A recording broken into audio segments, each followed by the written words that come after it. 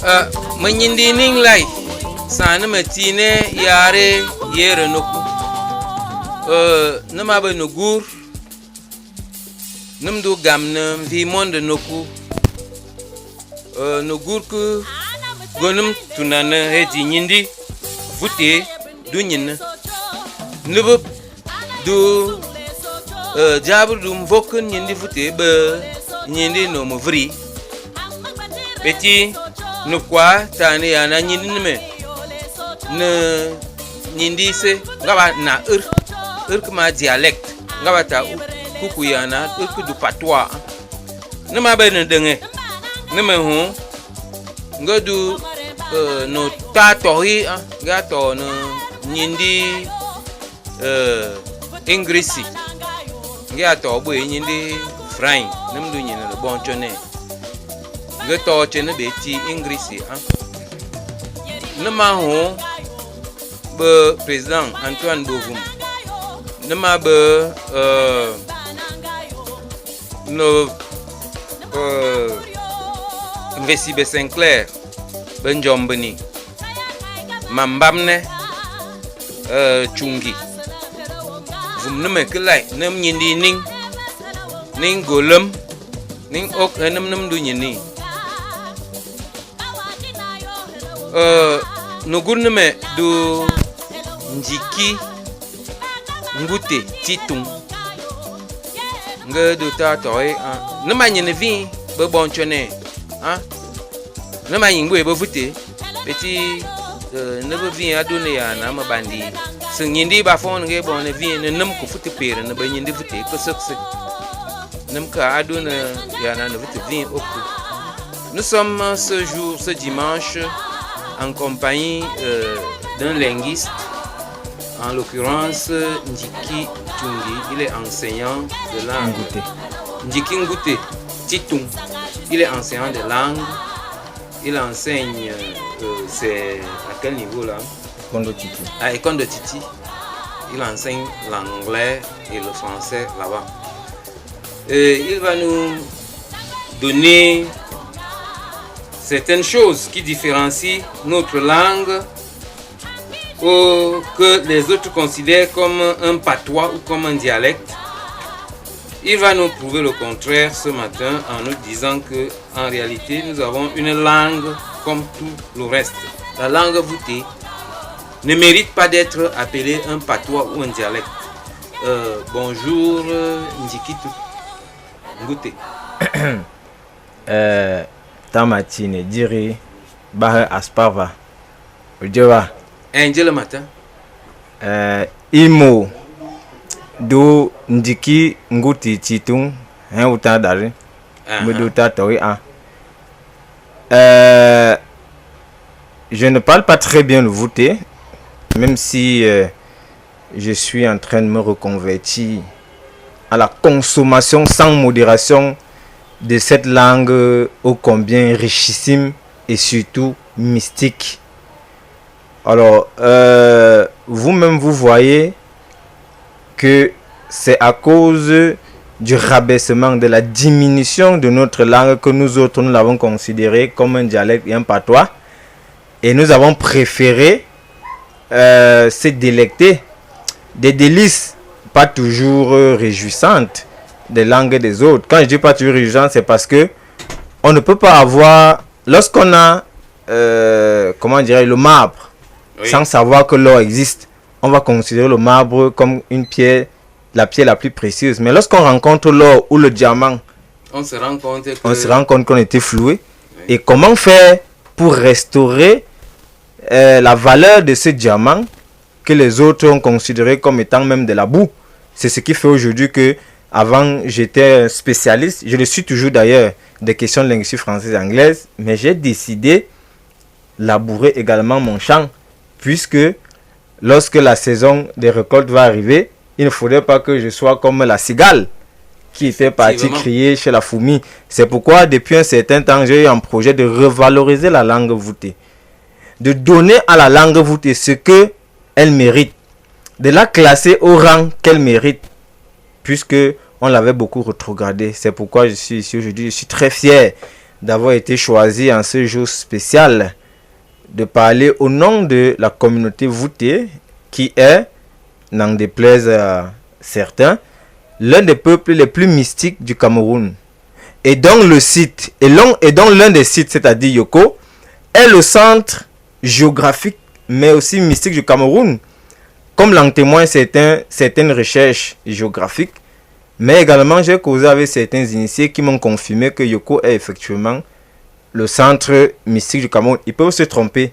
Mais lorsque j'ai écouté cela également dans une émission présidée par Steve Jocelyn Goss, en l'occurrence DBS Matin, avec les panélistes comme Banakani et consorts, qui confirmaient que selon certaines prophéties traditionnelles, le changement de l'Afrique partira du Cameroun et précisément de Yoko. Lorsque j'ai encore écouté ça à cette émission, je me suis dit que le peuple voûté, nous sommes vraiment un peuple béni. Donc je suis très content d'être là ce matin. Je te remercie beaucoup, Ndiki, parce que ça s'annonce un peu très bien de la manière dont tu as abordé le sujet, en allant jusqu'à citer la capitale voûtée qui est Yoko. Parce qu'il faut dire que je me souviens, j'ai suivi dans un discours que on avait demandé à certains leaders d'aller d'abord à Yoko avant de s'installer dans le septentrion. Il s'agissait d'un lamido. Pour qu'il s'installe bien, il fallait qu'il arrive d'abord à Yoko. Je ne voudrais pas citer les noms parce que ça peut prêter un peu à confusion. Effectivement. Dans ce que nous allons dire aujourd'hui, nous allons parler des langues, des dialectes, des patois. Bon, est-ce que nous pouvons avoir une définition de chacune de ces choses pour que le décor soit bien planté et que les gens, les uns et les autres comprennent? Merci, je salue également les copanélistes, puisque nous ne sommes pas seuls ici, vous avez annoncé plusieurs personnes. Alors, ce que je veux dire, c'est que je ne serai pas exhaustif sur la question. C'est, comment dirais-je, c'est l'entame ou alors l'incipit, c'est-à-dire le début d'un projet que je viens présenter ici. Alors, il part d'un constat, puisque dans les quatre étapes de la démarche scientifique, tout commence toujours par l'observation. Alors, j'ai observé autour de moi que beaucoup de gens, en parlant la langue voûtée, comme beaucoup de langues françaises, langue africaine d'ailleurs, utilisaient beaucoup de mots étrangers. Certains tels quels et d'autres dialectalisés, c'est-à-dire comme tam, qui est un habillage consonantique de time de l'anglais. Donc ça, j'ai simplement abordé un vêtement consonantique ou prosodique voûté, mais c'est pas un mot voûté. Alors c'est parti de ce constat, je me suis demandé, mais comment ça s'est passé? Nos ancêtres ont nommé tout ce qu'ils ont vu à leur époque. Nous autres qui avons plus de ressources aujourd'hui, puisque couchés dans notre chambre, on peut accéder à des bibliothèques en ligne, on a fait des grandes études. Pourquoi est-ce qu'on ne peut pas redynamiser, puisque la langue a une double dynamique interne et externe, pourquoi ne pas redynamiser la langue voûtée et en général les langues africaines? Alors je me suis dit, il faudrait fouiller dans cette affaire. Pourquoi est-ce que les ancêtres ne mettaient pas de mots et des langues étrangères, puisque avant le contact avec les blancs, ils ne connaissaient pas ces langues? Alors c'est donc un projet qui s'adosse sur ce triptyque de questions. La langue voûtée est une langue à part entière, comme le français ou l'anglais.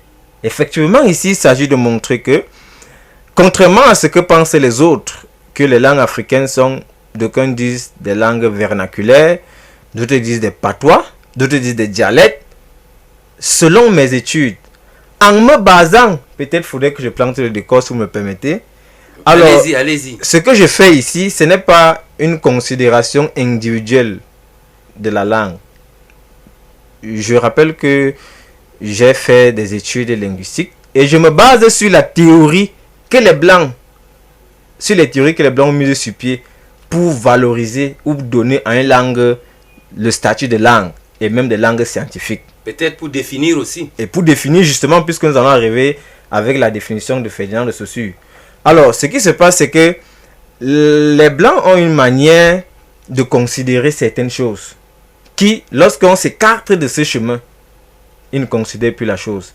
Alors, lors du colloque du Caire avec le plus grand savant du XXe siècle, Cheikh Anta Diop a démontré que la langue égyptienne antique se reconnaît ou alors a une parenté génétique même avec certaines langues africaines. Et pour le démontrer, il a utilisé une théorie des Blancs. Ce qui a fait que au colloque du Caire sont sortis vainqueurs, puisque avant, lorsqu'ils disaient cela, on disait que ce sont des affabulations, c'est de la mythomanie, ainsi de suite, ainsi de suite. Donc ici, selon la linguistique, un patois, le patois c'est une appellation péjorative et dénigrante d'un ensemble de signes, je ne dis pas la langue, d'un ensemble de signes qui permet à la communication. Et je vous rappelle les signes phoniques parfois et même des gestes. Et je vous rappelle que lorsqu'on parle de patois, on inclut aussi le langage. Donc c'est une manière de diminuer, et c'est comme ça qu'ils ont appelé nos langues patois. C'est une manière de diminuer, d'enlever la substance, l'essence même d'une langue. Et à partir de cet instant, tout le monde, ou alors celui qui appelle sa langue patois, est en train de dire que il vocifère quelque chose. Ça, c'est vociférer. Alors que lorsqu'on parle de manière intelligible et de manière conventionnelle, c'est-à-dire ce que je considère comme étant le tchéné, c'est ce que une communauté également considère. Là, nous sommes en présence d'une langue. Mais pourquoi lorsque le blanc dit poule, tous les blancs savent de quoi il s'agit? Le voute dit tchéné, tous les voutes savent de quoi il s'agit. Mais le blanc lui va considérer que le français est français et le voute est patois. Je dis non, nous devons valoriser nos langues. Alors, le dialecte, quant à lui, c'est quoi? Le dialecte, ce n'est que la variante d'une même langue. Pourquoi? Parce que c'est le milieu qui conditionne l'homme. Et nous allons remarquer que toutes les langues du monde, aucune n'échappe à ce fait. D'une ère géographique à une autre, la langue est parlée différemment. Le français de Paris n'est pas le français de Marseille. Le français de Rouen n'est pas le français de Bruxelles, ainsi de suite, ainsi de suite. De la même manière, le voute parlé à Yoko n'est pas le même voute parlé à Tibati, ainsi de suite. Donc, c'est une langue, mais qui a des dialectes. Qui a des dialectes. Mais une langue ne peut pas être un dialecte. Ça, ce sont des, des clarifications notionnelles qu'il faut faire. Et en plus de cela, la langue française qui a différents statuts de langue maternelle, langue officielle, langue seconde, mais le voute en a également. On entend quoi par langue maternelle? Initialement, c'est vrai que ce concept a évolué. Initialement, la langue maternelle, c'était la langue que transmettait la maman lorsqu'elle donnait du sein à l'enfant. C'est pourquoi dans certaines langues, le mot pour langue maternelle, dans plusieurs langues africaines que j'étudie, c'est, je traduis mot pour mot, la langue du sein. C'est-à-dire la langue que la mère parle à l'enfant pendant qu'elle lui donne le sein, à travers les chansons, à travers des appréciations, des bénédictions. Lorsqu'elle donne le sein, mon fils, je t'aime, tu seras, cette langue qui est transmise, c'est ça la langue maternelle. Mais le concept a évolué avec le temps. La langue que la mère utilise quand elle cajole l'enfant. Bien sûr. C'est-à-dire des chansons pour endormir l'enfant et tout ça. Effectivement, cette première langue qu'il entend, c'est ce qu'on appelle la langue maternelle. Maintenant, le concept a évolué avec le temps pour désigner la première langue de socialisation. C'est-à-dire la première langue que tu écoutes. Pourquoi ça a évolué? Parce qu'à l'époque, il y avait des sociétés, le mariage était beaucoup plus endogame. C'est-à-dire les personnes de la même culture se mariaient. Donc, on ne pouvait qu'avoir la même langue. Mais aujourd'hui, le mariage exogamique ont fait que parfois, la maman est obligée d'abord d'épouser la culture de l'homme. Dans nos sociétés qui sont devenues patriarcales, c'est comme ça. Donc, ce qu'elle va parler à l'enfant n'est plus sa langue à elle-même, mais la langue de son mari. Et si son mari est français, ça veut dire que la langue maternelle de l'enfant sera donc le français. D'où l'évolution du concept qui est quitté de la langue de la maman, la vraie langue maternelle, à la première langue de socialisation. Alors, la deuxième question de ce projet, je rappelle que c'est un projet, je ne vais pas donner toutes les informations à ce sujet aujourd'hui. La deuxième ressource, c'est les ressources linguistiques conventionnelles ou encore les potentialités et les richesses linguistiques conventionnelles qui font la noblesse et la scientificité des langues officielles s'appliquent-elles au voûté. Ici, il s'agit d'étudier les systèmes linguistiques, la morphologie du français. Est-ce que les éléments morphologiques du français s'appliquent au voûté? Si oui, le voûté est une langue comme le français. Est-ce que le système phonologique, les caractéristiques de la phonologie du français s'appliquent au voûté? Je ne veux pas dire que c'est du français en réalité, c'est les caractéristiques phonologiques internationales. Est-ce que ça s'applique aussi bien au français qu'au voûté? Est-ce que les caractéristiques morphologiques des mots internationaux ou conventionnels s'appliquent aussi bien au français qu'au voûté? Auquel cas, le voûté est également une langue comme les autres. Et je voudrais, à ta suite, préciser, avant qu'on ne continue, que tel que le français a, par exemple, en Belgique, j'ai l'impression qu'on s'exprime un peu mieux là-bas, oui, dans ce qui est français, parce que oui, quand ils arrivent à 60, après 60, ils disent 70. Oui, oui. Et on utilise 7 et puis ant.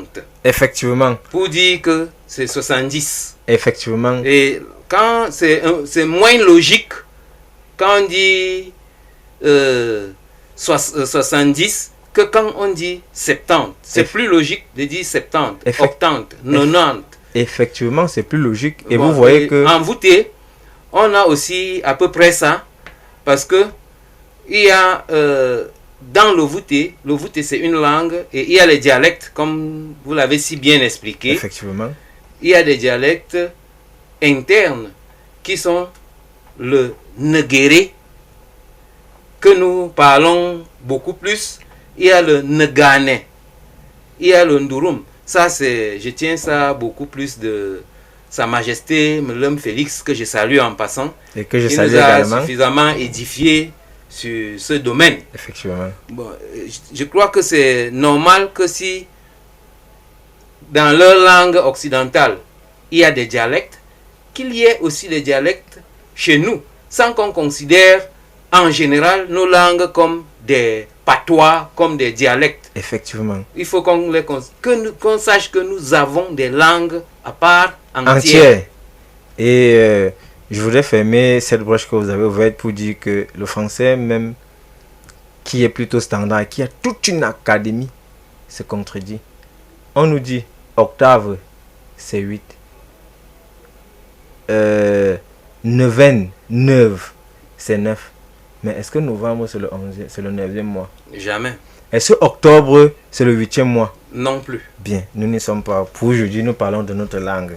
Alors, la dernière question de cette triptyque, de cette problématique, c'est: peut-on envisager des néologismes et des terminologies des domaines scientifiques, techniques, philosophiques, etc. en voûté? Ici, il s'agit de démontrer quoi? Est-ce que la langue voûtée est suffisamment pauvre pour ne pas pouvoir nommer des réalités nouvelles? Ou alors ce sont les locuteurs qui manquent d'inspiration?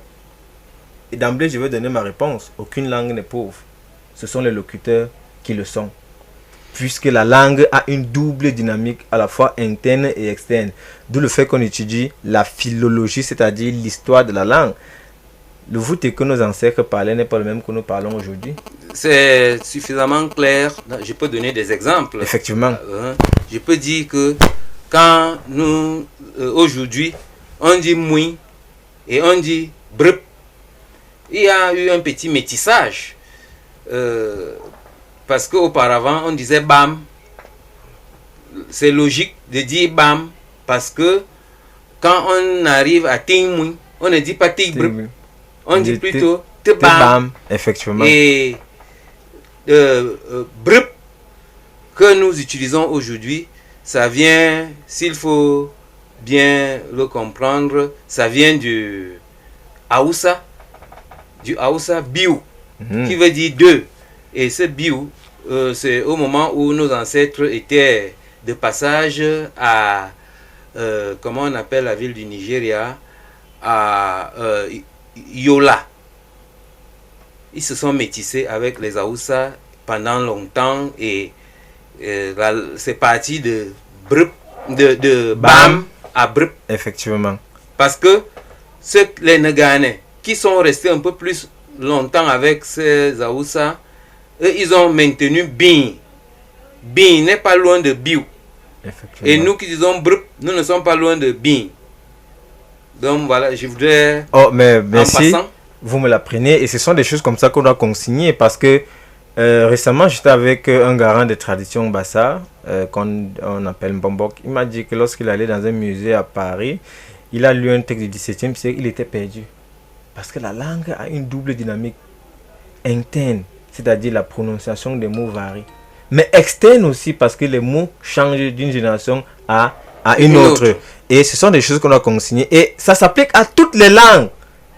Mais si ça s'applique autant au français qu'au voûté, et que le français est une langue, pourquoi le voûté ne sera pas une langue? Bon, nous allons continuer également, puisqu'il faudrait que notre communauté qui nous écoute se reconnaisse dans les exemples voûtés que je vais donner, pour que ça ne ressemble plus trop au français. Mais nous allons commencer d'abord par définir effectivement, puisque vous m'avez donné l'opportunité, définir ce que c'est qu'une langue.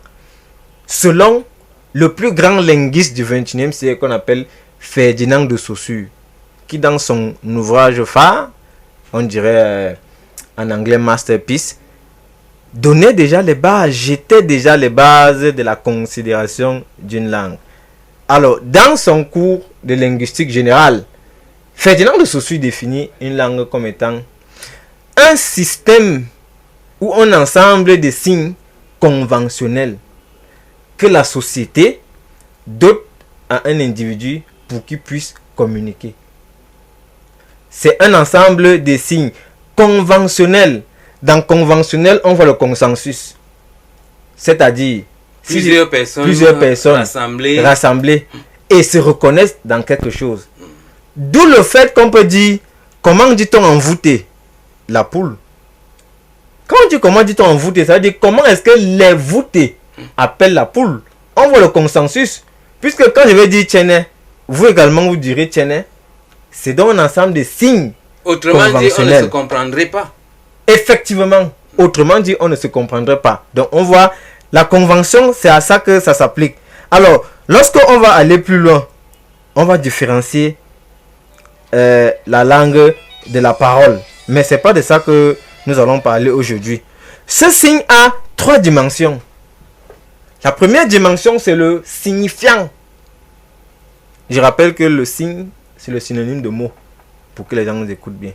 Ça dit c'est un ensemble de mots. Alors, ce signe a 3 dimensions. La première dimension, c'est le signifiant. Qu'est-ce que ceci appelle signifiant? Ceci appelle l'enveloppe, c'est-à-dire l'habit morphologique et phonologique d'un mot. C'est-à-dire, le signifiant de porte, c'est P-O-R-T-E. C'est-à-dire le mot lui-même tel qu'il est écrit et tel qu'il est prononcé. En voûté, nous avons des signifiants. Puisque le voûté a l'alphabet et c'est écrit. Et même si ce n'était pas écrit, le signifiant est à la fois morphologique et phonologique.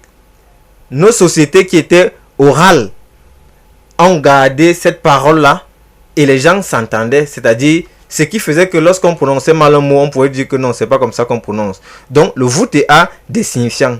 A des signes qui ont la dimension du signifiant. La deuxième dimension, c'est le signifié, c'est-à-dire l'idée que quelqu'un se fait lorsqu'il a entendu un mot. Mais puisqu'il y a des réalités, tout le monde les connaît. Si on dit un voûté tienne, une image lui vient en tête, une volaille qui a 2 pattes et 2 ailes. La troisième dimension du signe linguistique, c'est quoi? C'est le référent, c'est-à-dire la chose en elle-même.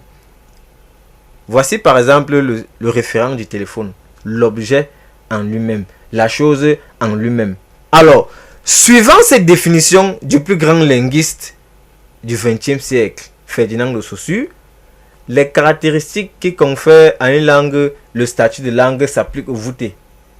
On ira donc dans un antimème, c'est-à-dire une déduction à 2 propositions, contrairement au syllogisme qui en a 3. Si toutes les caractéristiques du plus grand linguiste du XXe siècle, Ferdinand de Saussure, s'applique au voûté, alors le voûté est une langue. Je m'arrête d'abord à ce sujet puisque je vois que vous avez des choses à dire. Oui, vraiment, ce que tu venais de dire est très intéressant parce que notre langue ramenée à une définition de dialecte, de patois, ce n'était pas juste. Dans la mesure où rien que par les sons, le voûté on peut utiliser les mêmes lettres de l'alphabet. Effectivement. Écrire quelque chose et différencier par les sons. Effectivement. Par exemple, quand, qui veut dire la pipe. Quand, qui veut dire attendre. Et l'onomatopée, quand, qui veut dire tout court, couper court. Il y a même quand, Qui veut dire le mensonge. Bon. Nous avons certains onomatopées qui nous aident à nous exprimer. Est-ce que c'est péjoratif aussi d'utiliser les onomatopées? Non, en réalité, nous savons que ce n'est pas toutes les langues ont des onomatopées. D'où proviennent les onomatopées?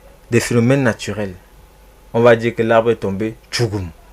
Il n'y a pas de mot. C'est-à-dire, les onomatopées, c'est le langage de la nature qu'on transcrit, qu'on transpose dans la langue. Une langue qui n'a pas d'onomatopée vit dans le virtuel. Puisqu'on va dire que il a claqué la porte, bang, en français. C'était un boom. C'était un boom. Voilà. Donc, c'est même, c'est-à-dire, le Big Bang. Le Big Bang, voilà. C'est même une manière de valoriser la langue que d'introduire. Mais on ne peut pas faire sans ça, dans tous les cas. On ne peut pas faire sans les onomatopées. Ça veut dire qu'on vit dans le virtuel, ça veut dire qu'on vit dans les nuées, ça veut dire que nous ne sommes pas en harmonie avec la nature, puisque ce sont les sons de la nature qu'on transcrit dans la langue, les onomatopées. Alors, je pourrais continuer, puisque là, je vais entrer dans la phase démonstrative. Et nous souhaitons que les voûtés qui nous écoutent prêtent encore une oreille très attentive. Je voudrais redonner le numéro pour tous ceux qui veulent contribuer ou poser des questions. Vous pouvez prendre 6 99 23 61 20. Ou alors vous prenez 6 52 21 93 05. Nous allons avoir une transition musicale avant de continuer.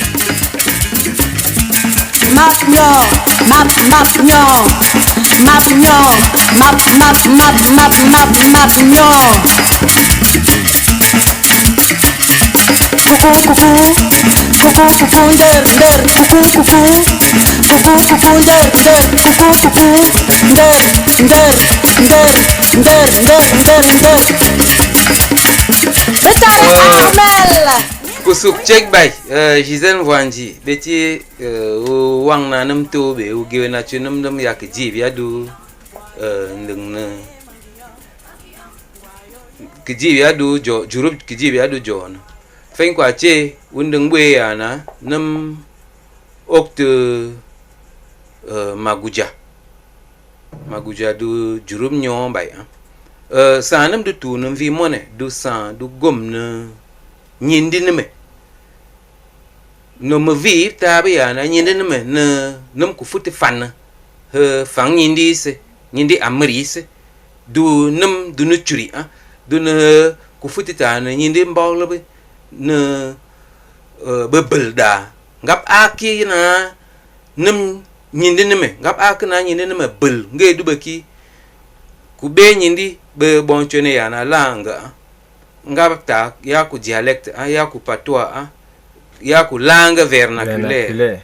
Bon ya ku ne dede nem uneda ne denge nem du baki ta tohi njiki ngute nem tenani ya na ngia to ne kui ku du ben e kondo titi to ne franc be english nge go nem wana ne yana nyinde ne me vuti abebel aduna nam deng une nam deng ya ba yana vuti ne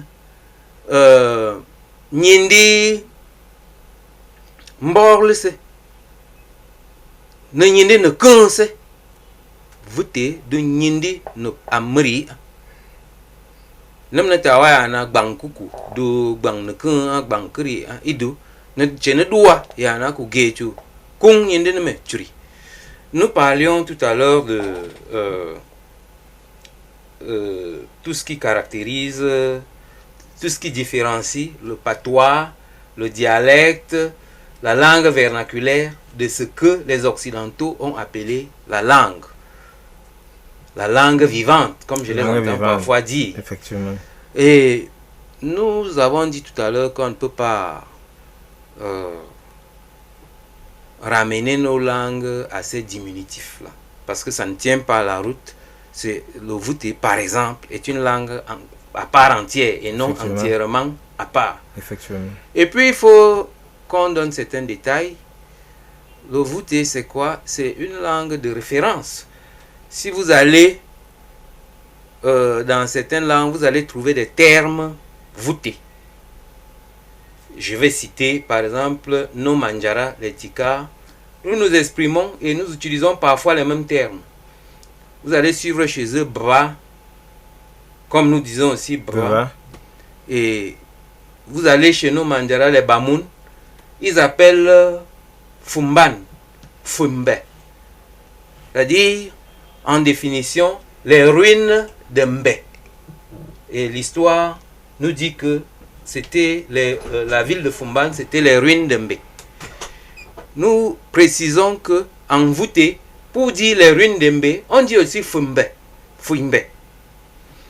Nous allons encore plus loin pour dire qu'à l'ouest du Cameroun, lorsqu'on dit Tagne pour désigner le père des jumeaux, en Vouté, on dit Tagno. C'est l'accent qui diffère. Effectivement. L'accent est différent.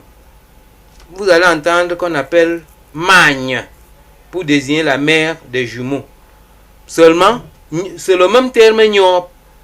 C'est vrai que le Vouté a opté pour Ya pour dire la mère. Et ainsi, vous allez voir, il y a tel, il y a ceci, il y a cela pour désigner les mères. Vous allez voir plus loin que les Grassfield, pour la plupart, désignent leur père en disant Tamo, pour dire mon père. Et vous verrez qu'en langue voûtée, nous disons aussi Tamo, pour désigner toujours le père. Ça veut dire, et nous ne retrouvons, on ne se dit pas que c'est une langue d'emprunt en disant Tamo ou bien Tagno. C'est la langue typique voûtée. Effectivement.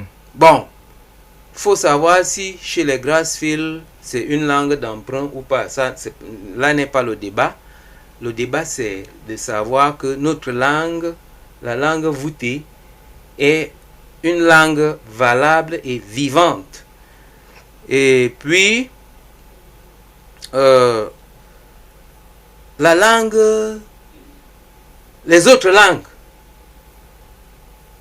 de l'Ouest, et ça prouve quand même que nous tous, les Africains, les gens du Cameroun et même du nord-ouest, sud-ouest, nous les avons toujours dit que c'est la même famille. C'est la même famille. C'est la même famille. Si on regarde, ils vont vous dire qu'ils venaient du Soudan.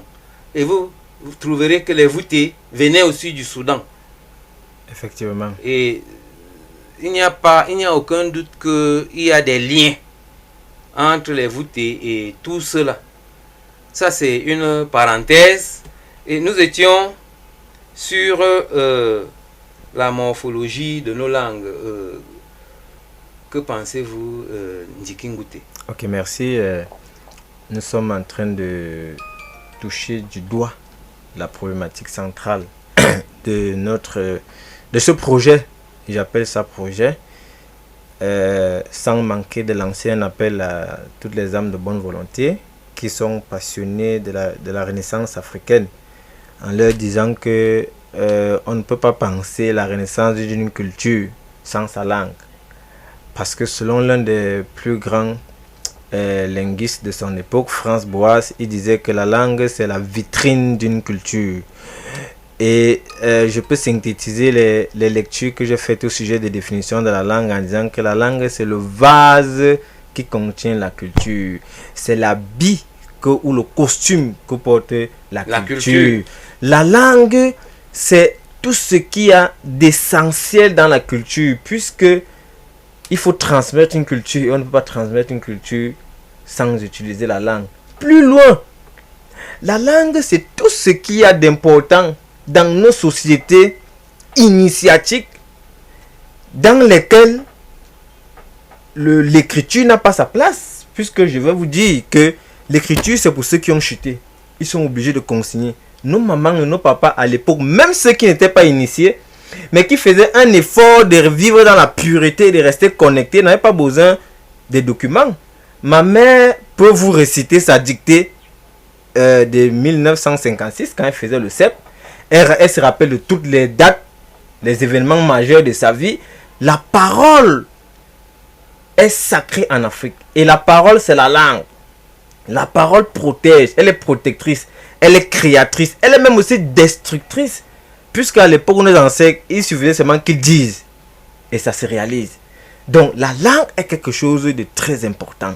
Nous lançons donc cet appel que nous devons revitaliser nos langues qui se meurent, qui s'étiolent. C'est le mot approprié en linguistique. On parlait d'étiolement linguistique, c'est-à-dire de délitement linguistique. Le tissu linguistique est en train de s'effriter et il faudrait lui donner ses lettres de noblesse.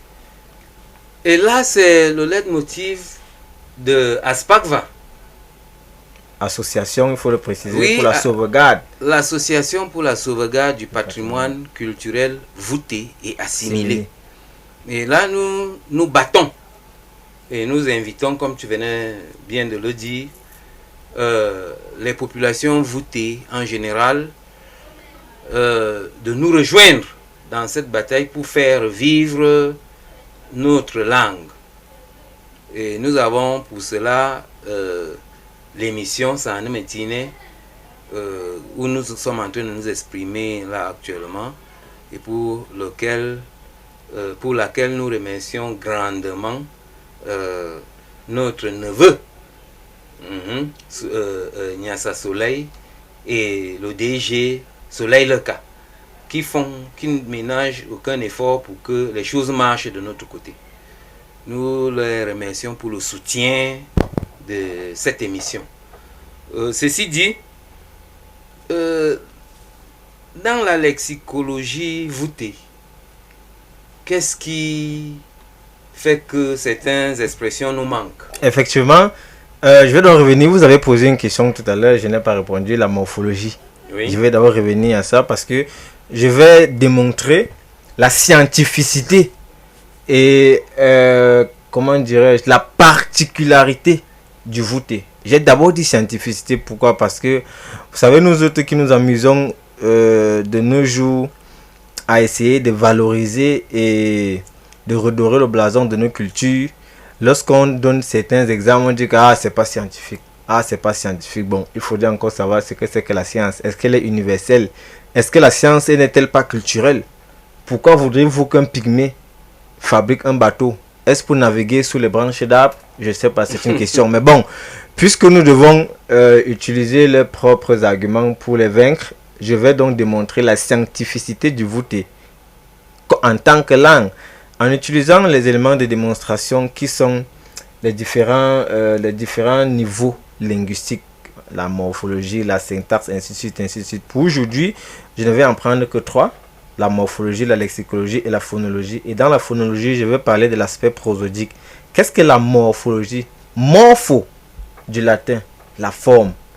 Logie vient de logos, la science ou l'étude. Morphologie, la morphologie, c'est l'étude de la forme des mots. De quoi sont constitués les mots? Et là, nous ferons référence ici au mode de création des mots. On a entendu parler la composition, les mots valises, la dérivation, ainsi de suite, ainsi de suite. Nous entendons par exemple par composition l'association de deux mots indépendants pour n'en former qu'un seul, dont le sens ne dépend pas de l'association des deux autonomes.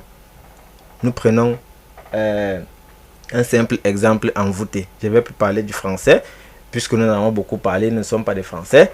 Nous avons les mots composés envoûtés comme ta gui. Ça, c'est très vrai. Hein? Ta, le père. Gui, la femme. femelle. Ou alors la femelle. Ta gui, qui veut dire la tante paternelle. C'est-à-dire le père femelle. J'en arrivais lorsque je vais maintenant analyser, c'est-à-dire la patrosémie. Patros, qui vient de patronyme. Et sémos, le sens. Lorsqu'il va analyser le sens tout à l'heure. Mais je vais d'abord me fier à la constitution de ces mots. Nous avons Ya, Ngwa. C'est-à-dire oncle maternel. Oncle maternel. Nous avons... Qui est la mère Ya et Ngwa. Très qui bien. veut dire masculin. Très bien. Puisque vous insistez que nous donnions le sens de ces mots. Je vais vous dire, présentateur, monsieur Mvedi Tiga, notre SG national, lorsque j'ai sondé la profondeur sémantique de ces deux mots, je m'arrête seulement à ces deux mots, j'ai vu que c'est le sommet, il n'y a pas plus. Vous connaissez quelqu'un qui va, une langue qui va au-delà de ça? Jamais. Il n'y a pas. Pourquoi je le dis? L'un des principes fondamentaux qui gouvernent de l'univers, c'est la loi de la dualité. Formulé ainsi dans le Kybalion de Thoth. Thoth, c'est le dieu égyptien de la sagesse. Bon, pas le dieu égyptien de la sagesse, c'est l'hypostase. Voilà, l'hypostase égyptienne de la sagesse. Parce que lorsqu'il dit le dieu égyptien de la sagesse, c'est comme si les Égyptiens avaient plusieurs dieux. Nous parlons là de la manifestation de l'énergie primordiale dans un domaine précis. Très bien. Nous disons donc quoi? Toute chose qui existe avec son contraire. C'est-à-dire, le masculin existe et le féminin existe. Mais, plus loin, avant même que l'atome n'arbore ses caractères, principes féminins et masculins, il est d'abord androgyne. Alors, nous disons quoi dans le voûté? Ça, c'est l'interprétation que je fais à base des lectures des textes sacrés africains et de l'esprit linguistique qui anime nos langues, puisque je peux démontrer la même chose en Bassa, mais nous ne sommes pas dans un plateau Bassa. Alors, il s'agit, nous savons que nous avons un père qui est Ta. Mais si on reste à Ta, on va violer le principe de dualité, de manichéisme, qui est l'un des principes originels de l'humanité. Le voûté, c'est donc que s'il y a un Ta, qui est la manifestation de l'atome ou de la cellule version masculine, le même atome également se manifeste sous une forme féminine, d'où le Ta Gui, c'est-à-dire le père version femme. Nous savons également que si on a une maman, on aura également une version masculine de notre maman, qui est l'oncle maternel. Et je vous rappelle que l'oncle maternel, même dans la tradition, c'est l'un des vrais pères de l'enfant. Puisque la mère de l'enfant et le père et l'oncle maternel ont le même nombril. C'est donc lui qui initie l'enfant. Et c'est même de lui qui hérite l'enfant. Lorsque je dis hérite, je parle bien en français et non à l'imparfait. Parce que nos sociétés sont matriarcales. N'en déplaise à ceux qui ont assassiné le matriarcat et qui ont instauré le patriarcat. Je ne vais pas utiliser l'imparfait, je vais utiliser le présent. Puisque ici, nous nous référons à l'essence. À l'essence même. Donc, voilà ce que pense le voûté. Et plus loin, lorsque vous lisez le très sage, il a dit, lorsqu'un vieux meurt, Amadou Ampateba, mais il dit clairement que l'oncle maternel, c'est la maman version masculin. Et c'est quelque chose de spirituel. La langue étant ce qui transcrit le spirituel, la langue donc a rendu compte de cette réalité spirituelle. Et ce n'est que le voûté, pour que je chute, dans toutes les langues que j'ai étudiées jusqu'ici, ce n'est que le voûté qui traduit clairement et explicitement cette dualité de la cellule. En disant, la tante maternelle, c'est Ta Gui, c'est-à-dire la dimension féminine de mon, en un seul mot. Et l'oncle maternel, c'est la maman version masculin, Yangwa. Mais je vous dis, c'est le sommet de la langue. Parce que lorsque on étudie l'onomastique, c'est-à-dire la science des noms, et l'onomasiologie, c'est-à-dire la dénomination, mais on ne trouve pas mieux qui rende compte à la fois de la réalité physique et de la réalité spirituelle. Ce n'est que vous que j'ai trouvé ça jusqu'ici. Je voudrais préciser que dans le français, on ne peut pas dire comme le voûté qui désigne le frère à sa mère, comme sa mère masculine. Effectivement, on ne trouve pas un terme en français, par exemple, qui dit en un seul. On est obligé de prendre une composition de oncle, qui en général veut dire frère d'un parent. Bien sûr, frère d'un parent. D'un parent. Et utiliser maternel pour donner la précision, alors qu'en voûté, ça se donne en un seul mot. En un seul mot. Et vous voyez donc, non seulement, monsieur Mvedi Chiga, nous sommes ici seulement dans la lettre en français, oncle maternel. Mais je vous dis qu'en voûté, il y a l'esprit dans le mot. Il y a la lettre et il y a l'esprit. Nos langues sont les langues spirituelles. Ce sont les langues de connexion. Ce sont les langues tellement riches. Il n'y a pas que la lettre dans cette affaire, le signifiant dont je parlais tout à l'heure. Il n'y a pas que le signifiant qui est T-A-G-W-I, Tagui. Il y a également l'esprit là, qui vous dit que voilà quelqu'un sur qui vous pouvez compter si votre mère n'est pas là. Et qu'est-ce qu'on constate dans la tradition? Les oncles maternels sont épris d'un amour incommensurable pour les enfants, qui n'a d'égal que celui de la mère.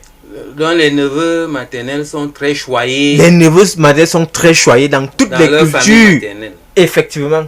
Et regardez, lorsqu'on étudie la tutelle spirituelle, permettez-moi d'y entrer, la maman est celle qui a su la première tutelle spirituelle de l'enfant. L'homonyme a su la deuxième tutelle spirituelle de l'enfant. Mais la troisième tutelle spirituelle de l'enfant, c'est l'oncle maternel qui l'a su. C'est-à-dire que... quand il y a quelque chose, s'il faut faire délier quelque chose, c'est la maman. Si la maman n'est pas là, l'homonyme, puisqu'il porte le bagage spirituel aussi de l'homonyme à travers le nom. Après l'homonyme, mais c'est l'oncle maternel. Et qui initie l'enfant? Qui est prêt à venger l'enfant? C'est l'oncle maternel. Toutes ces réalités culturelles sont donc contenues dans un seul mot, Tagui. Ce sont des réalités spirituelles.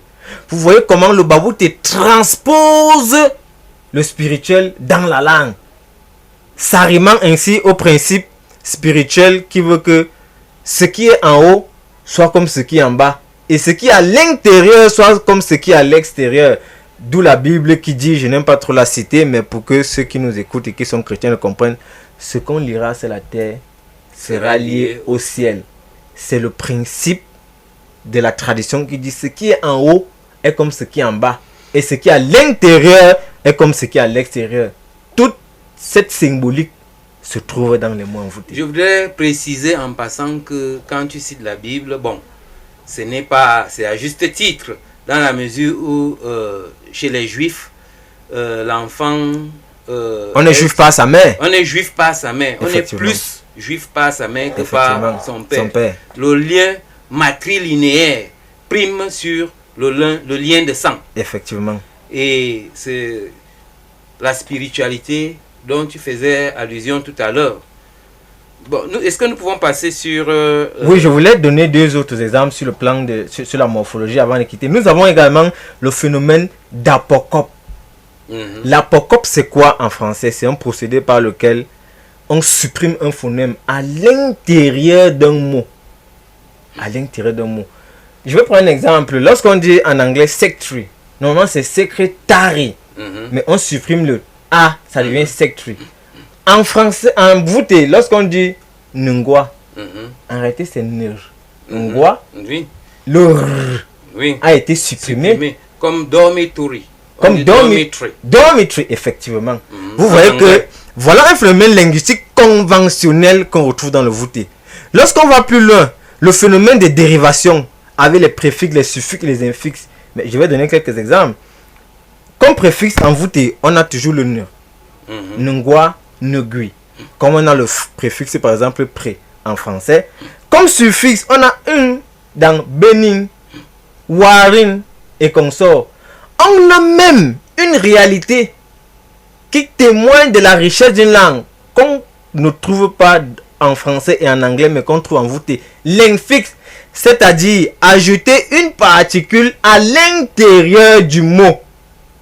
C'est un phénomène linguistique conventionnel. On ne le retrouve pas en français ni en anglais, mais on le retrouve en voûté. J'en veux pour exemple, lorsque je dis kugne, gardez. Mais je peux introduire les dans kugne, ça veut kuglene, Kugnang. kugnang. Je mets nyang à l'intérieur de Getenyang. Getenyang. Ce sont des infixes. Vous taperez sur Google, on vous dira que infixe c'est X, Y et consort. Exemple en français, vous n'en trouverez pas. Exemple en anglais, nul. Plus loin, le sommet de la dérivation en langue, c'est la dérivation parasynthétique, c'est-à-dire on retrouve à la fois le préfixe et le suffixe sur un mot. Qu'on peut dire préfixe, scola, radical, risation, suffixe, c'est la dérivation parasynthétique. Mais moi, je vais donner un exemple. Puisque je ne parle pas bien la langue, si Saint Yaval était là, il vous en donnera. J'ai trouvé un exemple qui a à la fois l'infixe et le suffixe. À partir de deux, c'est la dérivation parasynthétique.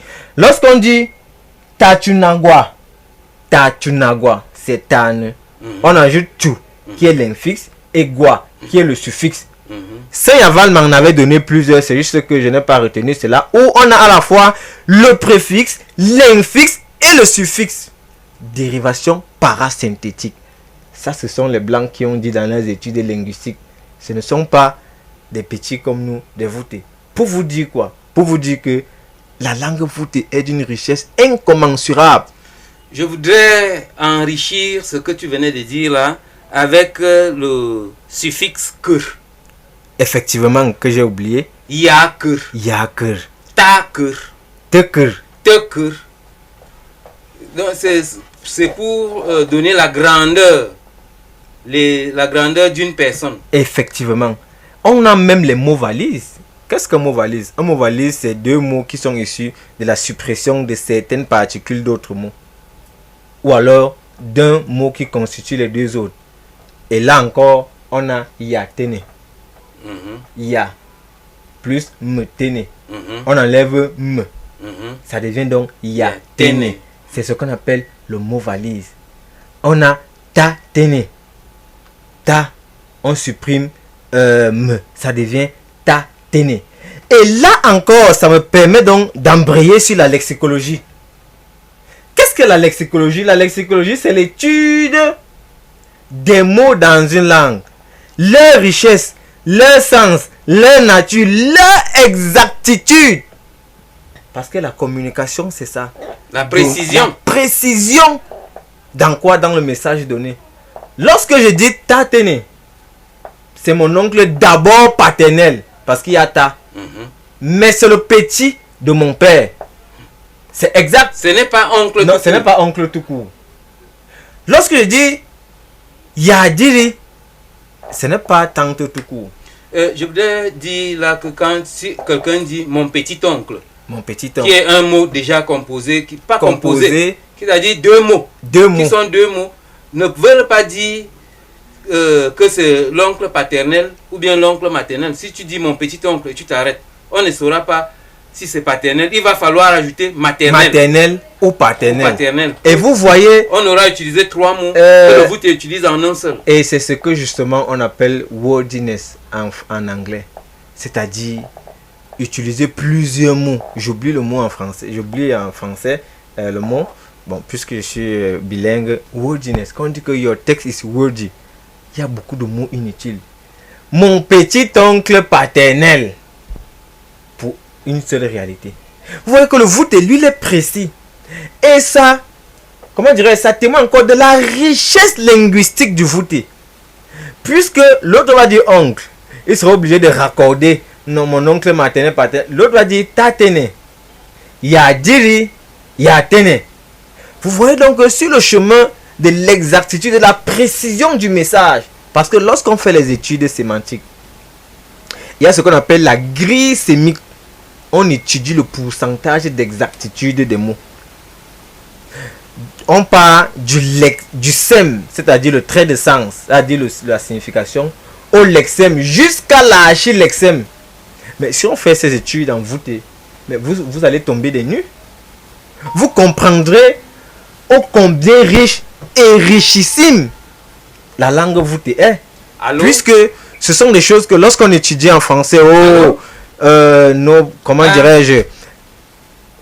Oui, vous dites qu'il faut qu'on utilise les termes comme Yangwan aussi.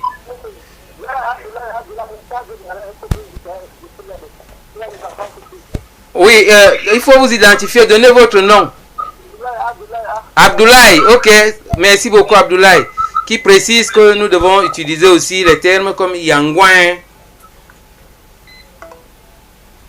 Bon, voilà, c'était une contribution de Abdoulaye. Ok, qui me demandait d'utiliser aussi les termes comme Yangwan pour dire la maman, mais masculine. Et je crois que nous avons quand même parlé de ça ici. Oui, nous en avons parlé. Et merci Abdoulaye. Je rappelle que je suis simplement quelqu'un qui a fait le chemin de retour. Moi-même, je ne parle pas bien la langue. À travers vos contributions comme ça, ça va permettre que mes prochaines interventions soient encore plus riches. Alors, je parlais donc de l'archilexème, c'est-à-dire ce mot qui a plusieurs sèmes. Mais si on fait cette étude en voûté, vous allez tomber des nues. Vous n'aurez même plus envie de parler le français. Ça veut dire que mais le français, c'est une langue pauvre. Sans même parler du principe d'intraduisibilité de nos réalités. C'est vrai. En fait, il y a des réalités dans nos langues, particulièrement voûtées.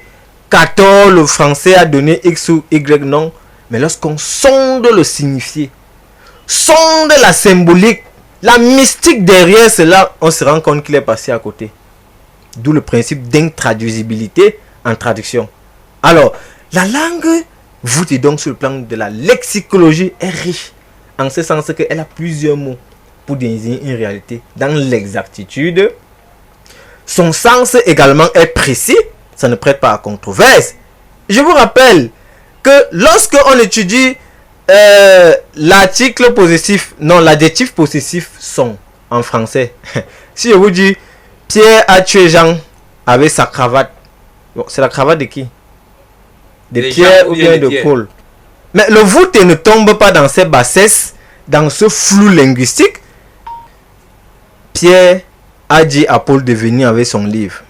Bon, son est mis pour qui? Le livre de Pierre ou le livre de Paul? La précision manque. La précision manque. Paul regarde les fleurs du balcon. Est-ce que ce sont les fleurs qui sont au balcon? Ou c'est à partir du balcon qu'il regarde les fleurs? Jean dit à sa mère de prendre sa tablette. Bon, la tablette de qui? De la mère ou bien de Jean? Pourtant, en voûté, on a ni, excusez-moi de la prononciation, vous allez me rectifier, on a no, on a nge, mvedi, tana, tanga, nge gyo, chaka, ni, c'est le chaka d'Nvedi. C'est précisé. C'est précis. Chaka no, ou bien chaka nge, là, selon que on a un protagoniste, deux protagonistes ou trois protagonistes dans l'action, on a ni, no et nge. Vous voyez donc une telle langue qui défie les langues que nous on considère comme les langues divines. Je rappelle que l'espagnol appelle sa langue la lengua de Dios. L'anglais appelle sa langue bon, j'oublie un peu. Bref, les termes valorisants là. Oui. Mais lorsque on nous met donc dans une confrontation, lorsqu'on confronte le voûté, par exemple, au français, mais on se rend compte que le français n'a rien à dire. À part le fait que nos intellectuels ou nos linguistes ont sombré par exemple dans l'admiration des autres. Mais je rappelle que lorsqu'on étudie une langue synchroniquement, elle peut être faible. Mais sur le long terme, dans 10 ans, tous ces thèmes, il y a un regain, comment dirais-je, d'amour même. Dans 10 ans, on va traduire tous ces mots. Donc, à part ce fait qu'il y a certains mots qui n'existent pas encore, je dis bien encore, puisque je crois que ça, pas que je crois que ça va exister. Puisque le français n'a rien à dire au voûté. Ces mots même ont dû être créés. Par exemple, les ordinateurs. Effectivement. Ils ont dû être créés. Effectivement. Alors, je voudrais finir par la phonologie. Là, je termine vraiment. Et je vais prendre la phonologie, c'est l'étude du système phonique des sons d'une langue. Dans la phonologie, je vais prendre précisément la prosodie, c'est-à-dire la musicalité de la langue. Mais l'activité prosodique du français est tellement pauvre, souffre d'une disette, puisqu'il n'y a que l'accentuation. Les mots sont accentués à la fin. Maison, pantalon, téléphone, garage, c'est tout cela. Donc l'accent est mis à la dernière syllabe. Lorsqu'on arrive en voûté, mais c'est l'exaltation, c'est la sublimation de l'activité prosodique, puisque nos langues sont des langues à ton. Pour un même mot, c'est-à-dire un même signifiant, j'ai dit tout à l'heure que le signifiant c'était l'environnement physique du mot, le physique du mot, c'est-à-dire l'ensemble des lettres. Pour un même mot, lorsqu'on changeait simplement le ton, on a changé soit la classe grammaticale, soit le sens. Le sens, carrément. Carrément, je vais prendre un exemple. Da, le sol. Da, da, non, non. La négation. C'est le même mot, les mêmes lettres, mais juste en changeant l'accent. Je voulais dire, bon, nous on parle de ton, juste en changeant le ton, on a un mot différent. On a notre mot, feine, arriver, feine, accoucher. Gui, un arbre. Gui, foi. Gui, brup. Gui, l'épouse. C'est le même mot. Le premier gui, l'accent est haut. Deuxième gui, je veux dire le ton est haut. Gui, le ton est bas. Gui, le ton est moyen. C'est l'épouse. Gui, c'est même la forêt dense. Très bien, Gui, c'est même la forêt dense.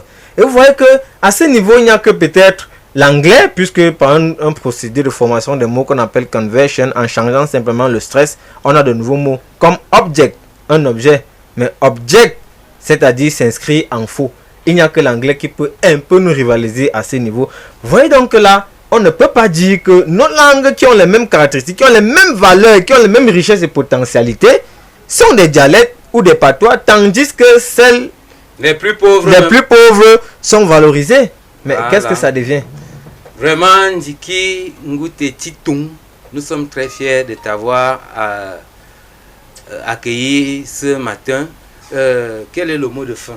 Très bien, le mot de fin, c'est que nous allons d'abord déjà continuer, puisque en donnant ces caractéristiques, c'est pour vous dire qu'on peut donc se servir des affixes, des infixes, des suffixes et de toutes ces combinaisons, des préfixes qu'on a dans la langue pour créer de nouveaux mots.